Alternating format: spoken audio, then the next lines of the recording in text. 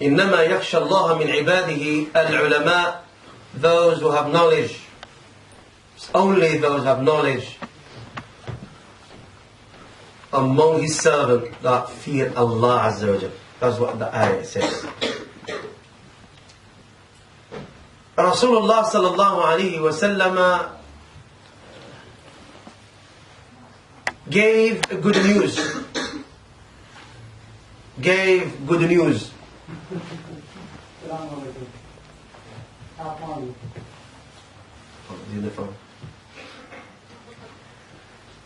These good news to anyone who undertakes the path to seeking knowledge. Good news. And these good news not from any other person. That's from Rasulullah. And from Rasulullah sallallahu alayhi wa sallam. 10 minutes. Sure. And Rasulullah sallallahu alayhi wa sallam, he doesn't speak from his own mind. It is the inspirations, revelation, information that comes to him from Allah Azza wa Jalla. And he said, "Oh Muhammad, give good news to those who are on the path, who are on the pursuit of seeking knowledge. Give them good news." And what news could be better than the following news? What we are here for? Ultimately. That's it. That's the ultimate. Jannah. You can't go wrong with this. That's the prize that we should really strive to earn and to grab and to make it real. النبي صلى الله عليه وسلم يقول, for him, listen to the words, من سلك طريقا يلتمس فيه علما سهل الله به طريقا إلى الجنة. الله أكبر. For him who embarks in the path to seek knowledge, Allah Azza wa Jalla will ease for him the way to Jannah. And now the way to Jannah is not easy unless Allah Azza wa Jalla will make it easy for you. There's a lot of obstacles, a lot of hardship, and a lot of inconveniences on the road, on the path to Jannah. Shaitan, your own self, desires, dunya, your job, your work, your wealth, whatever, are blocking our ways towards Jannah. And also stations in the Day of the Judgment, and also there are so many stations. From one station to another station, you have to be at your utmost. With regard to amal, sincerity and piety. Because the more you advance in the path of knowledge, the more you learn about your deen, the more you learn about Allah Azza wa Jalla, the more you acquire knowledge with regard to His book, to His laws, to His obligations, to His orders, to His commandments, the more you advance and the more you get closer to Allah. That's why Allah Azza wa Jalla says, وَمَا قَدَرُ اللَّهَ حَقَّ قَدْرِهِ. They estimate Allah not according to His right. That's why people today they say what they say about Allah Azza wa Jalla. وَالْأَرْضُ جَمِيعًا قَبْضَتُهُ يَوْمَ الْقِيَامَةِ. الْأَرْضُ جَمِيعًا قَبْضَتُهُ يَوْمَ. The whole of the earth is just one grab on Allah's hand. Just one grab on Allah's hand. Some of the Mufassirin, they say not just one earth, 7 earth. One grab. So what are you talking about? You're going to see Allah Azza wa Jalla? Do you really want to see Allah Azza wa Jalla with your naked eyes? In this dunya, in this temporary abode, in this limited life, which is nothing? Hadith of Abu Huraira related by Imam Muslim. Allah Azza wa Jalla will ease, facilitate, make your way to Jannah, and your task easy to achieve it. Allahu Akbar, Jannah. Rasulullah sallallahu alayhi wa sallam, he used to stimulate the companions to seek knowledge. Stimulate. يشجعهم. He used to inject them with good news. And Prophet sallallahu alayhi wa sallam will rise sallallahu alayhi wa sallam and make their himam and their desires to go beyond, to learn ilm. And hadith, I think, is in Abdullah ibn Mas'ud, hadith fil Bukhari, hadith agreed upon.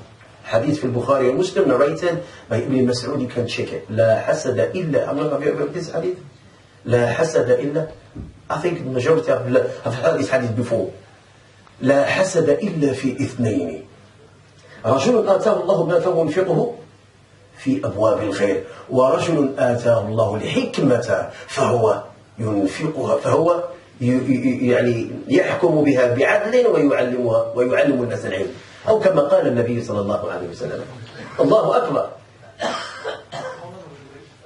شوف النبي صلى الله عليه وسلم يقول only two persons. شيخ يسير try to finish the hadith. Only two persons that are worthy of being envied. Two persons that are worthy of being envied. Otherwise, apart from these two kind of persons, two kind of people, envy is not something which is appreciated. It's not something that should be practiced. We should avoid it and keep away from it only in these two cases. The first one, رَجُلٌ آتَاهُ اللَّهُ what? A person upon whom Allah Azza wa Jalla bestows wealth. Look, Rasulullah sallallahu alayhi wa sallam, he did not just say wealth and he stopped in here. No. He said Allah Azza wa Jalla, He bestows upon him wealth and Allah gives him the ability, Allah gives him the power to spend it in righteous cause. Not just wasting money and being extravagant. Not just wasting it in bad causes, but in a good cause. That's the first person. If you know that a person has this quality, a tawfiq, piety, the fear of Allah Azza wa Jalla, being mindful of Allah Azza wa Jalla, and he's wealthy, he's using that wealth as a bridge. So he can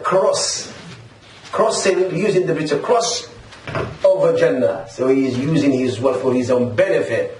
Not to store it, not to treasure it. يَكْنِزُهُ.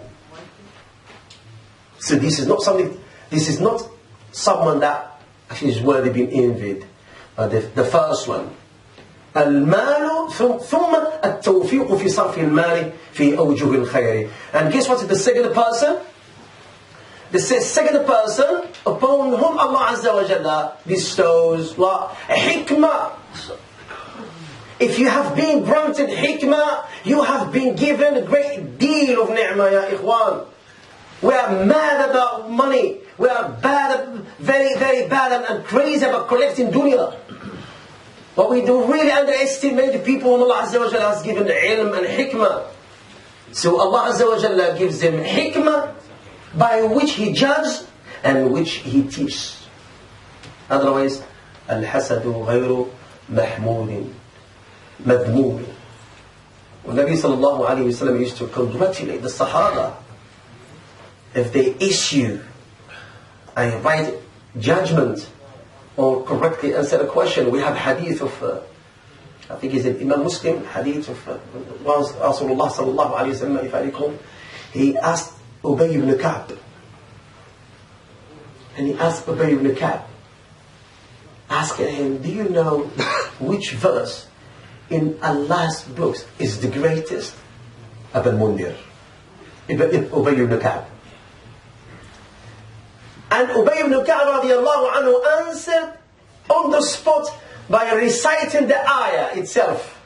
Not just quoting the ayah, but he recited the ayah, which is number chapter 2, verse 255, the verse of the throne. Ayat al-Kursi, Allahu la ilaha illahu. Allah, it is a noble, but He, la ilaha illahu, al-Hayy al-Qayyum, the ever-living, and the one that sustains, the one who sustains subhanahu wa ta'ala and protects all that exists. So Rasulullah sallallahu alayhi wa sallam was so happy and delighted, and he patted on his chest and said, "Ya laka al-ilmu Aba al-Mundhir." Congratulations for this knowledge. Rasulullah used to congratulate the Sahaba. We need to do the same.